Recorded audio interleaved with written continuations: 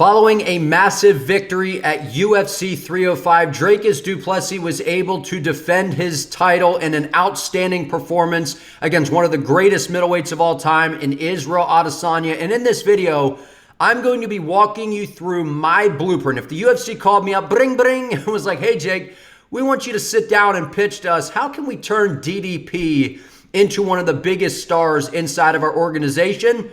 This is what I would show them. So I put this together, so I'm going to walk you through it and pitch this to you all. And I would like to hear you from you guys down in the comments on your thoughts on this, because I believe that DDP has all of the qualities to not only become a massive star inside the UFC, but one of the greatest fighters of all time that we have seen inside the organization. So the blueprint to stardom. It's not easy, right? What we've seen in the UFC, we've seen quite a few different kinds of stars inside the organization. We've seen some guys who have been world champions and went on to become superstars. And then we've seen some guys who have just been entertaining personalities and fighters like Nathan Diaz, like Jorge Masvidal. And they have built a career off of delivering exciting and entertaining fights. But it's not just that. There's a lot more that goes into it when it comes to becoming a superstar, in my opinion. Let's get this thing rolling. Okay, so first, there's some criteria, right? What I'm looking at in terms of a superstar or a megastar inside the organization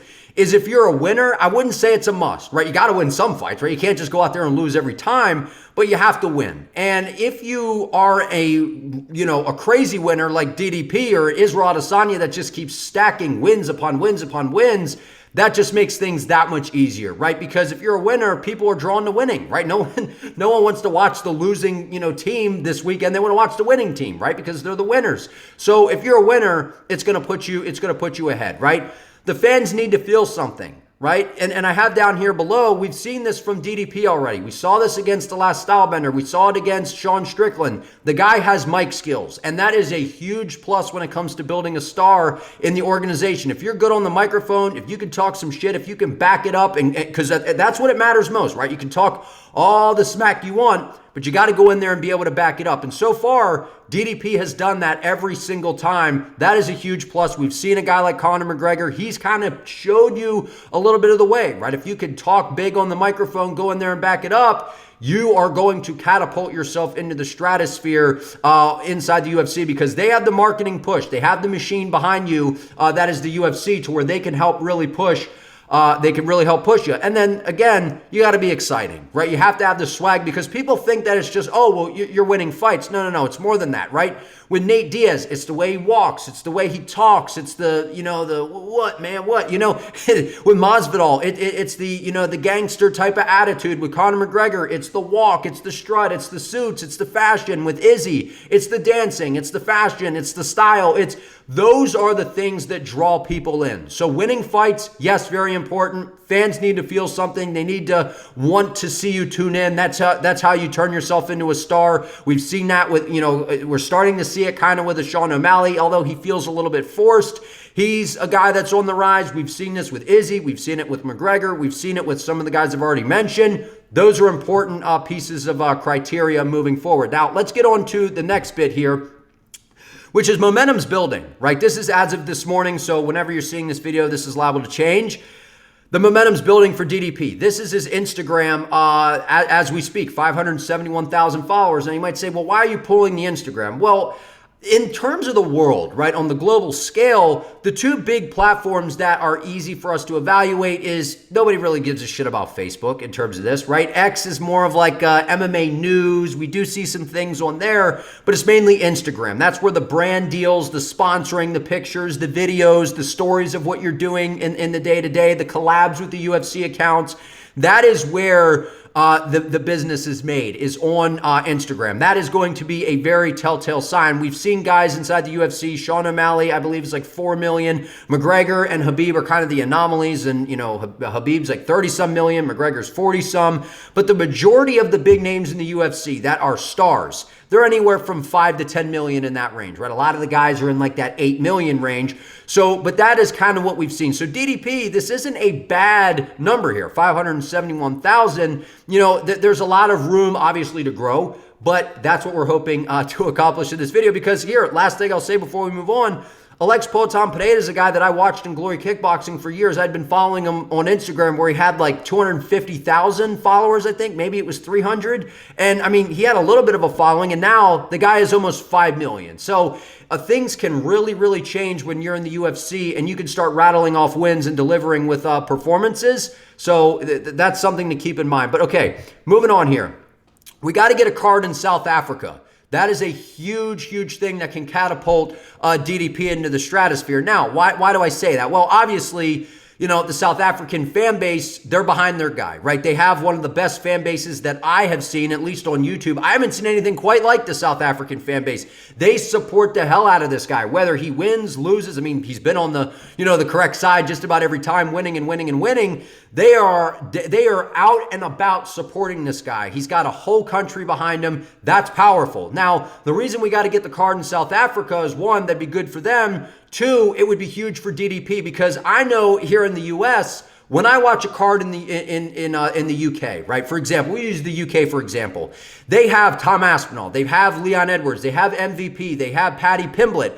And if you're kind of unaware who these guys are, if I'm a casual who tunes in and I'm like, duh, I don't know anything about the UFC. What am I going to be paying attention to? How are other people reacting, right? If I'm not at the crowd, say I'm in the US and I've never heard of DDP before, and I watch a fight in a card in South Africa, and I see all the media the week of, and I'm like, damn, people are buzzing. Everyone wants this guy's autograph. He's doing this, he's doing that. He's in there, he's entertaining. Like, this guy's got something that's drawing people in. And what we've seen is specifically in like the NBA or the NFL, we see this here in the States all the time.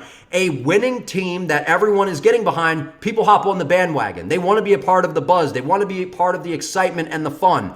That is what this could accomplish, not only for just the South African fan base, but in terms of drawing people in to DDP. Now, unfortunately for South Africa, I have to keep it real with you on this channel. I don't know how easy this is to get there, right? We've heard the UFC wanting to go to Africa before, back when they had Ngannou, Izzy, and Usman as champions. That could have been one of the biggest cards of all time. There's a lot of logistics and things that go into that. So Dana said this is something he wants to do, but I think from the business side of things, the UFC has a couple steps that they're going to want to have happen before they do that. But like I said, why? The fan base has unreal passion. South Africans, they're behind their guy. They're excited. That goes a long way, especially with the UFC, because remember, this is me pitching to the UFC here. Okay. The focus or what might need to be happen. Again, this is all part of building the star that's DDP. We got to get an event in South Africa, which I will discuss when I think that that's going to happen. And we're going to discuss the fights that are the timeline of the fights here as well. But what needs to happen?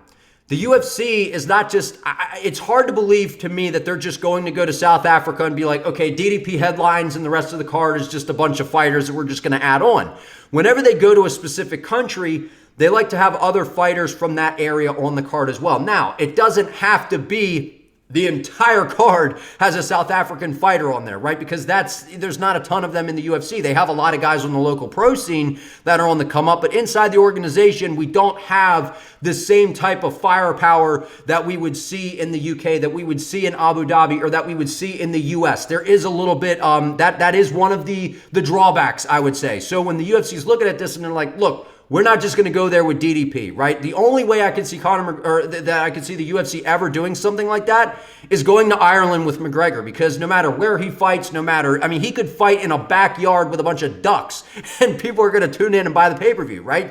So that is literally what the UFC is looking for. Now, DDP and Cameron Simon. DDP's obviously the biggest name, but Cameron Simon, he's a guy that, he's coming off a loss over Peyton Talbot, but Peyton Talbot is looking like he is going to be a top contender in the Shark Tank division at 135 pounds, which I've been on the record saying is the best division in the UFC. He's got a lot of potential. He's a good fighter. Okay, so what? He took a loss to Peyton Talbot. We got to get him back in there. We got to get him active, and we got to get him on a hot streak, because if you have DDP on the card, this is kind of like that Tom Aspinall scenario now, or when it was Leon Edwards. It's like you got this big name That's the big name for your country representing. He's the headline, which would be DDP. And then now you have the Cameron Simon, who I'm not saying he's the same star as Patty Pimblett. I'm making that clear.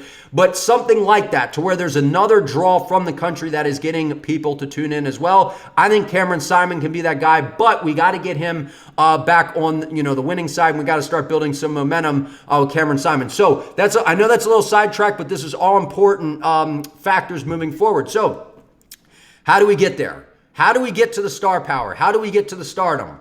Well, it's going to come with activity, and that's what DDP says he wants. He wants to be active. He wants to be in there competing.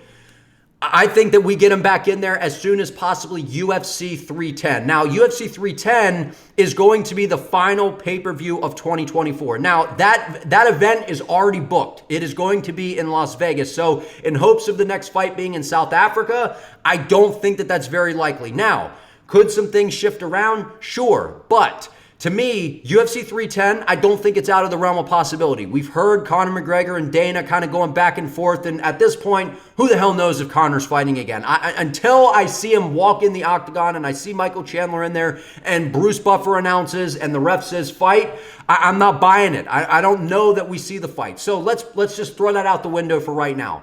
If that fight doesn't happen, I could see this being a possibility. Right? You have, considering the landscape, this is possible. Sean Strickland's ready to go, which is why I have Strickland as the next opponent. This video is not about who deserves the next shot, right? We can talk about that and some other stuff, or you can feel free to comment below who you think should be next. But my point is, Strickland wants to fight. DDP wants activity. UFC 308 between Whitaker and Chimaev, whoever wins that fight, sure, they could definitely be deserving of a shot, but I don't like going off of the idea of, okay, so someone got to win at 308. We're going to hurry up and turn them around them in a huge headlining title fight at 310, basically 2 months later. That's kind of hard to rely on. So for video purposes' sake and for, just kind of going off of this, Sean Strickland makes all the sense in the world to me. And if I'm DDP, I'm calling for this fight. I'm like, please give me this fight, because look, I like both of these fighters. I think Sean Strickland, his style is misunderstood. I think there's a lot of method to the madness, but what we saw the first time at UFC 297 was an outstanding fight. We saw a really good fight between these two, and it was very, very close. There were people that thought DDP won. There were people that thought Strickland won. DDP ends up winning the belt in Canada over Sean Strickland. And then Strickland had to go out there. He took on Paulo Costa. He was able to get a victory. So he went out. He got a win. He's like, give me my title shot. And DDP's like, let's do it. And like I said, if I'm DDP, I want this fight, because look, Strickland, in my opinion, I'm not sure what he does different than the first time. And I can see what DDP could do a lot different than the first time, right? Extending the combinations a little more. Sean has a very good jab and a very good front kick, and he has good pressure. He's got good defense. But offensively, if you are able to kind of get through the jab, he doesn't have a lot coming else after that. He's not a great counter striker. He's not very explosive. So there's not a lot of threats. If I'm looking at this and I'm on the side of Dricus, this is a fight that I would absolutely love. So let's say DDP beats Sean Strickland, which I think he would, in a rematch. Now, you've beaten Sean Strickland twice. Not many people can say that. I don't know if Sean Strickland's ever been beaten twice by one guy in the UFC. So that would be huge. You've beaten a top middleweight contender twice. That's huge, okay? Then we move on to the next fight, right? So like I said, that would be UFC 310. If it can't happen then, early 2025, I think would be very, very realistic. Next fight, mid-2025. And that would be against the winner of UFC 308's fight between Robert Whitaker and Khamzat Chimaev. Now, if I'm DDP and I'm looking at this and I'm saying legacy, power, star power helping me get there, which fight do I want more? I want the Khamzat fight if I'm DDP, because look, if you go out there and beat Robert Whitaker, you're going to be a heavy favorite coming into that fight. DDP already beat him. And yes, it's impressive because Rob is one of the greatest middleweights that we have ever seen inside the UFC. But you already have a victory over him. And if you go out and beat him again, that is impressive. You've beaten him twice, but Izzy has done that. So yeah, it still means something. But a victory over Chimaev, especially if Chimaev could beat Rob, which I think there's a real shot, you could be the first guy to take that zero from Chimaev, because he'd be undefeated coming into that fight. He would be undefeated. He's a huge name in the UFC. People that say, oh, Khamzat's star power has dwindled, you are sadly mistaken, my friend. Over in the UAE, over in Sweden, over in some of these other countries that aren't in the US or wherever else, this guy is a massive star. I've seen on social media where there are lines that go way out the door just to get a picture or an autograph with this guy. So Khamzat is absolutely a huge star. For the star power's sake, that is a huge name to add to your resume if you're DDP. That's who I would be hoping to fight. But either way, another win over Rob or a victory over Chimaev, that is huge. Now, so say this all happens. We are now primed for where maybe we already get the fight in South Africa, the winner of Rob and Chimaev, if we get to that. Maybe we get that fight. So hopefully we've had, an event in South Africa. But what I could see now is the next fight after that one. In late 2025, according to the calendar, this would be plenty of time to already have the South Africa stuff figured out. Now, what would be a little tricky is, now say South Africa's event already happens, then, we can kind of put that to the side. Would be asking the 205 guy who would be the last man introduced of the night, which means they kind of get the home field advantage, asking them to go over to South Africa would maybe not be something that the UFC would look to do, but let's say it already happened or whatever. This is the fight that could send Dricus Du Plessis into the stratosphere, because a win over Strickland again, and then a win over Rob or Chimaev, now you're stacking up the wins. Now you're putting yourself in a position to where you have multiple title defenses. You've got a lot of film out there. The UFC is using the tool, the promotion, to push you. They are the machine, and they have done that. You've headlined a couple pay-per-views now. You've shown that you are the man. The fans are starting to tune in now. Now you get your big opportunity to move up to 205 pounds after kind of, I don't want to say clearing out the middleweight division, but taking some big names and adding them to your resume, moving up for a huge double champ opportunity against who I have on here, who I think would probably be the champ at that time, because again, this would be a little ways out. Everyone just throws around the double champ shot, and I think that the UFC is kind of starting to taper back on that because it holds up divisions and some of that different stuff. So I think they want these guys to build them as stars in their division, make them defend, keep the division flowing, and then eventually when they clear it out and the other guys cleared out a division, then they have the fight, right? So that's how I think the UFC is going to be doing double champ fights moving forward. This is a fight that makes sense to me. If DDP goes out there, beats Strickland, beats the winner of Khamzat and Rob, you're talking two huge names that he's taken out. Now he moves up to 205 and takes on, I almost said 2025. That'd be a heavyweight class.